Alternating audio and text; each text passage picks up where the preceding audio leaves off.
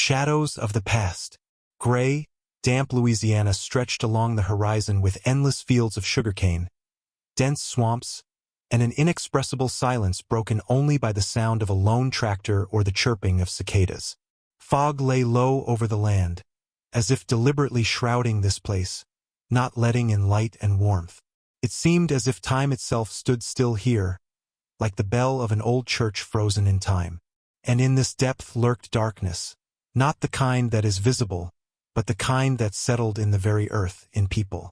Detectives Josh Hansen and Michael Peterson were heading to the crime scene, unaware that ahead of them lay not just an investigation, but something much darker and more twisted. It was an ordinary call, similar to many others. A girl's body had been found in the forest. The rainy season had filled the swamps with moisture, and the road to the crime scene was slow and depressing. Josh looked through the wet windshield of the car, deep in thought. In his mind, he often drifted into reflections not just about the case, but about the nature of the world, people, and evil. For him, it was all interconnected. Pain and suffering were just parts of an endless cycle that he believed in. He felt this evil in the air, as if the very place was permeated with something ancient, something waiting for its time. When they arrived at the scene, a horrific sight unfolded before their eyes. The girl lay on the ground in a ritual circle made of branches, as if part of an ancient rite. On her head was a crown of thorns, and in her hands, she tightly clutched the skull of an animal, most likely a large horned beast. Her body was mutilated and covered with strange symbols and ritual texts written in an unknown language. Josh approached closer, examining every detail, as if trying to penetrate the very essence of her suffering. The ground around was littered with dolls made of branches, woven into the shape of human figures. They stood around the ritual circle like silent witnesses, guarding her peace. "This is not just a murder," Josh whispered, his voice soft but tense. Michael stood nearby, frowning. He could handle any sight, but this case changed something in his attitude. The whole scene seemed disgusting to him. "Damn mess," he said, barely containing his irritation. "What kind of psycho could do this?" "It's not a psycho," Josh said grimly, crouching next to the body, carefully examining every detail. "It's something more. Someone understands the symbols and meanings. This is not random. This is carefully planned." Michael looked at him, puzzled by how a person could perceive all this so detachedly. But deep down, he understood that Josh, with all his dark musings and philosophy, was right. This murder, with its brutality and mysticism, could not be random. Josh slowly walked around the ritual circle, trying not to disturb its boundaries. His gaze was fixed on the symbols on the victim's body. The inscriptions were etched into the skin, as if with incredible cruelty, but also with cold calculation. He stared at each line, trying to find some familiar detail that could lead them to the solution.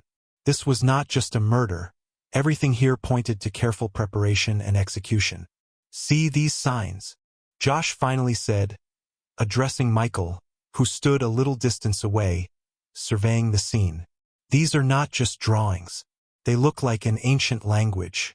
I don't think anyone could randomly create such a complex pattern." Michael approached closer, looking at the girl's body with a grim expression. His professional intuition told him that there was something more here than met the eye, but he was not ready to believe in occult theories. "Do you think this is some kind of cult?" he asked, looking up at Josh. "It's definitely not a lone wolf. Look at the circle at these dolls." Josh pointed to the crudely sewn figures made of branches, arranged around. "All of this has meaning. We haven't seen everything yet." They thoroughly examined the scene, but there was a troubling, oppressive silence in the air. No signs of struggle, no obvious traces of the perpetrator. Everything looked too perfect, as if someone had carefully cleaned this place of any traces, leaving only ritual symbols. "We need to find out who could know about this circle," Josh said, looking around at the forest where dense trees and low fog hid the horizons. "The locals definitely know something. This is not done spontaneously. It requires time and preparation." Michael nodded, but his skepticism was still evident. Nevertheless, His instincts told him that they were on the threshold of something truly horrifying. There was no turning back. They returned to the city, where another part of the investigation awaited them, searching for a connection between the victim and the people who might have been involved in the ritual. The girl was identified as a local college student, Sarah Jensen, who had gone missing several days earlier. None of her loved ones could even imagine how she could become the victim of an occult ritual. Josh and Michael began questioning her acquaintances, trying to understand where she could have crossed paths with someone involved in this. The first leads led to the university, where Sarah studied history and ancient cultures. One of her friends, Laura, mentioned that Sarah had recently become interested in some unusual research projects related to local legends and occult practices. She said she found something interesting in the archives, Laura said, nervously twisting a bracelet in her hands. Something about ancient rituals that were once practiced here in Louisiana, among the swamps. I didn't pay much attention to it, thought it was just part of her coursework. But she looked obsessed with it. This became the first major lead. Sarah had obviously learned something that could be the key to solving her death. Josh and Michael headed to the university archive, where old records and manuscripts collected over many years of research into local rituals were kept. The archive was dusty and neglected. Long shelves with documents stretched along the walls, and the dim lighting gave the place a gloomy atmosphere. Josh quickly found the section dedicated to local cults and ancient rituals. The records were scattered, many of them half-rotten from age, but among them were pages with detailed descriptions of rituals that were once practiced by small sects. There is mention here of something similar to the circle we saw, Josh said, scanning the lines. They used such symbols to invoke or connect with the spirits of nature. But what's most interesting is that one of the rituals includes the use of the skull of a large animal as a symbol of sacrifice. Michael approached closer, glancing at the manuscript. Are you saying someone is trying to recreate old rituals? Possibly not just recreate. This could be a group that still practices these rites, hiding among the locals. Possibly. They believe that in this way they maintain a connection with something ancient and powerful. They continued to dig through the archives, finding more and more mentions of cults that operated in this area. Some of them were expelled or destroyed, but not all. The records hinted that certain groups survived, hiding in remote places among the swamps and maintaining their beliefs in secret. Josh and Michael began to piece together the threads. They checked old land plots, abandoned farms where followers of these sects might once have lived. Their searches led them deeper into the swamps, where the fog and rotting earth hid dark secrets. On one of the old farms, they stumbled upon an abandoned house that had long turned into ruins. However, inside they discovered that the walls were inscribed with ancient symbols and names. This place had long been abandoned, but it was permeated with evil. Josh carefully examined the walls, running his fingers over the imprints of time, over the traces of past rituals. These symbols were part of something bigger, a system masked as random acts of violence. He understood that they had stumbled upon something ancient, elusive. Michael watched him, not fully understanding his obsession. For Michael, this was just another dirty case, but in Josh there was something else, as if he was not just investigating a murder, but had entered into some kind of struggle with the very nature of darkness. This is all like an ancient ritual, Josh said, examining the walls of the old church. These symbols, they are not just random. They are part of something ancient that stretches through generations. Come on, Josh, Michael replied, crossing his arms. These are just some crazy fanatics. These are not just fanatics, Josh replied, his voice soft and cold. This is part of a system. They hide here, in these swamps, like mold on stale bread, but their roots go deeper. Time passed, and the investigation led them deeper into the swamps, to abandoned houses and old farms where people once lived, now abandoned these lands. They discovered old newspapers, letters, records. All of them pointed to the existence of an old cult that for many years hid in the shadows, following its rituals and sacrifices. Belief in ancient gods and the forces of nature was deeply rooted in this place, and sacrifices were made not out of whim, but within the framework of rituals that had been conducted for decades. Josh saw a connection between this evil and what surrounded them. For him, this was more than just an investigation. He felt that the evil here was not just in people, it was in the very earth, in the very nature, poisoning everything around. Michael, despite his disbelief in mysticism, also began to feel the weight of this case. He found it increasingly difficult to ignore the strange coincidences and inexplicable details. It seemed that this dark story, steeped in fear and death, was growing more and more new details. But who was behind all this remained a mystery. With each day, the investigation became darker. Josh and Michael felt that they were getting closer to the solution, but each new step forced them to face new threats. The locals increasingly looked at them with distrust, as if they knew more than they said. It was clear that they had stumbled upon something ancient, living in the shadows, in the very roots of these lands. Soon they would understand that the evil they encountered was much deeper than they had imagined, and it could not simply be exposed or stopped. For Josh, the investigation became a personal struggle. He did not just want to find the killer, he was trying to solve something more important, something that, in his opinion, was consuming this world. His thoughts were dark and full of fear of that darkness, which he felt somewhere beyond the visible. He often stayed alone, secluded in his apartment, looking at maps and photographs. He could not tear his gaze away from the images, trying to piece together all the fragments into a coherent picture. His consciousness plunged into thoughts about evil, about how it permeates everything around. The swamps of Louisiana became for him a symbol of something deeper, more ancient. He felt that here, in these places, life and death danced on the edge of something dark, something that ordinary people preferred not to notice. Michael tried to find solace in his family and relaxation with friends, but this was also unsuccessful. Every meeting with Josh, every new turn in the case tore him away from his usual life. More and more often, he dreamed of nightmares. Swamp fogs enveloping figures with horns, old churches, abandoned and forgotten. He did not want to believe in the darkness that Josh described, but he felt its presence.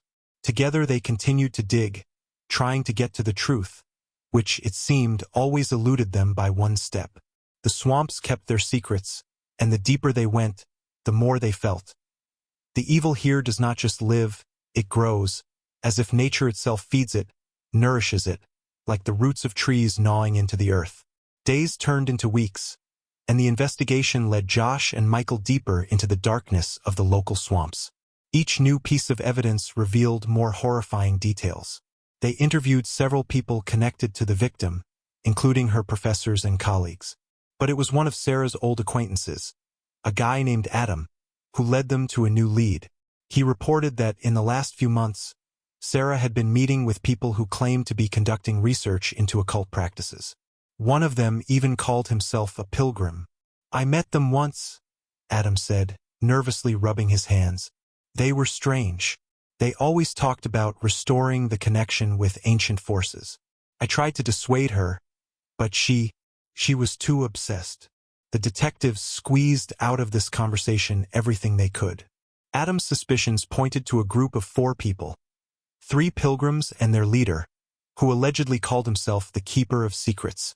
These people were not just interested in old rituals, they lived by them. In the archives of university research, there were mentions of similar groups that in the past practiced rituals, making sacrifices to maintain a connection with the ancient forces of the earth. Josh and Michael began to narrow down the circle of searches. Their suspicions were confirmed when they stumbled upon a witness who saw the pilgrims near an old abandoned house deep in the swamps, where local farmers once lived. The place had long been abandoned, but, according to the locals, strange people often visited there, especially at night. "This place has long been known as a den for all sorts of unclean things," said one of the informants, an elderly man with a rough, sunken voice. "People say it's better not to go there. Something lives there that doesn't like guests." After several days of surveillance, the detectives found the house, hidden in the dense swamps, hidden from prying eyes. In its walls hid those very people they were looking for, 3 pilgrims and their leader. The house was old, dilapidated, but signs of recent campfires indicated that gatherings had been held here recently. Josh and Michael slowly approached the place. They circled the house from two sides, working out a plan for the arrest. The weapon was at the ready. They knew that the group could be dangerous. "We go in. Act quickly. Don't give them time to react," Josh whispered, exchanging glances with Michael. They slowly entered the house. The smell of mold and decay filled their nostrils. Inside, everything was in desolation, but on the floor and walls were scattered books and papers covered with the same strange symbols that they saw on the victim's body. In the corner of the room stood the pilgrims, obviously busy with something important. Their leader, a tall man in a long robe, stood in the center, holding an ancient book in his hands, his eyes closed, as if in a trance. "Freeze! Police!" Michael shouted, pointing his weapon at the group. But the leader did not react. One of the pilgrims raised his hand, as if about to attack, and at that moment chaos ensued. The pilgrims moved towards the detectives, shouting something in an unfamiliar language. There was something dark in the eyes of these people, as if madness had taken over their minds. "Stop!" Josh shouted, stepping back. When one of the pilgrims lunged at Michael, he was forced to open fire. The bullet pierced the attacker's chest, and he fell to the floor, dead. The others also moved to attack, and soon the house was filled with the sounds of gunshots. Each of the detectives was forced to defend himself. They fought not only with fanatics but also with those forces that, it seemed, had taken over the minds of these people. The leader remained the last. His face was insane. He stood by the window, clutching the skull of an animal, the same as at the scene of Sarah's murder. Josh aimed. "Surrender," he said hoarsely, breathing heavily after the brief shootout. But the leader only smiled softly, his eyes burning with a strange light. "You don't understand," he whispered. "We were just beginning. The true evil has only awakened. It is in the very earth. We are all just vessels."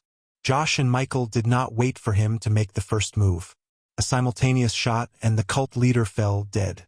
The house was filled with eerie silence. Josh surveyed the room, full of dark symbols and ancient books, covered with dust and something more sinister, a history that should never have been revealed. Michael holstered his pistol and sat heavily on the floor, wiping sweat from his forehead. "Is it over?" he asked, although both knew that the answer to this question was far from simple. Josh shook his head, looking at the book that had fallen from the leader's hands. On its pages were drawn the same symbols that they had seen on the victim's body and in the archives. He could not shake the feeling that they had only uncovered the tip of the iceberg. In the swamp behind the house, something stirred, and the wind brought with it the smell of dampness and decay. It seemed that nature itself still breathed something dark, hidden in its depths. "It's time to go back," Josh finally said, looking over his shoulder. "We need to figure out what all this means." They left behind the house and the dead fanatics, but could not shake the feeling that the darkness was still watching them from the corner, from the swamps and old trees. The swamps, densely entwining the abandoned house, seemed to breathe something ancient and hostile, as if the hidden evil still watched them from behind the trees and thick fog. The evening sky darkened, and the silence seemed unnaturally thick. Half a year had passed since Josh and Michael closed the case with the occultists killed in the abandoned house in the swamps. Time seemed to return life to its usual course. The investigation became just one of the dark pages of their careers, and each of them continued their work as before. The evidence and reports on the case were sealed and hidden in the archives, and the case itself gradually faded from the memory of most. But something inside Josh still did not give him peace.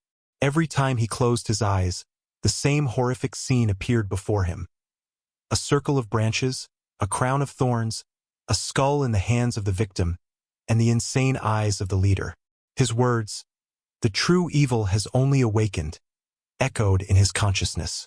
Michael, on the other hand, tried to forget what they had seen, preferring to believe that everything ended at the moment when the last bullet pierced the fanatic's chest. But one seemingly ordinary day, the silence of the station was broken.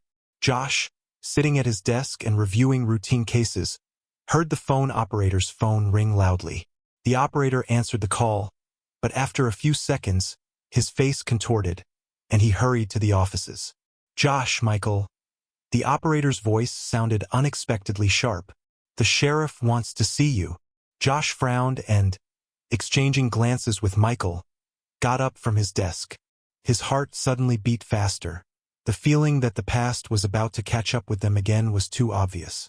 When they entered the sheriff's office, he silently handed them a folder with the first information. This happened a few hours ago. A group of teenagers was found dead in the north, in the forest. And, Josh. The sheriff paused, not knowing how to continue. Everything looks the same as 6 months ago. A ritual circle, symbols. Only now there are 3 victims. Silence hung in the room. Josh slowly took the folder and opened it. The photographs showed familiar symbols, laid-out branches, and the bodies of the victims. The picture was so similar to what they had seen in the swamps that he felt a chilling sense of déjà vu. It can't be, Michael whispered, looking over his shoulder. We stopped them. We killed them all. It seems not all, Josh said grimly, his eyes not leaving the photographs. Or we didn't see the whole picture. As the silence enveloped the station again, they both realized. The case they thought was closed was just the beginning of something darker and more sinister. Josh and Michael left the office with a sense of heaviness. Each step now was a step into the unknown. Inside both of them grew the feeling that their investigation was far from over, and the evil they had encountered was deeper than they could have imagined. When they arrived at the scene of the new crime, they were met with the same cold and fear that they had experienced in the swamps. The forest where the murders took place was quiet and deserted, and the air here seemed even heavier and permeated with something ancient. Josh, surveying the scene, saw familiar traces. A circle of branches, thorny wreaths on the heads of the victims, and the same sinister symbols on the bodies, written in an unknown language. But this time there was something new. In one of the corners of the circle, they found an object that immediately caught their attention. A medallion with an engraved symbol that had not been part of the previous rituals. Josh picked it up, examining it in the dim light of the flashlight. This is a sign, he said, handing it to Michael. This symbol we haven't seen before. It indicates a new branch of the cult or, possibly, those who stand above. Michael frowned, examining the medallion. The feeling of unease intensified. It looks like we've only just begun to unravel this tangle, he said. And we need to understand how deep it goes. They knew that their work would not end there. Each new step led to more frightening discoveries. Each new case was like a door into the unknown. The evil they were trying to stop turned out to be not just a group of fanatics, but something much more large-scale and ancient, hidden in the depths of the earth, in people, in the very nature of these places. As they left the crime scene, Josh again remembered the words of the cult leader.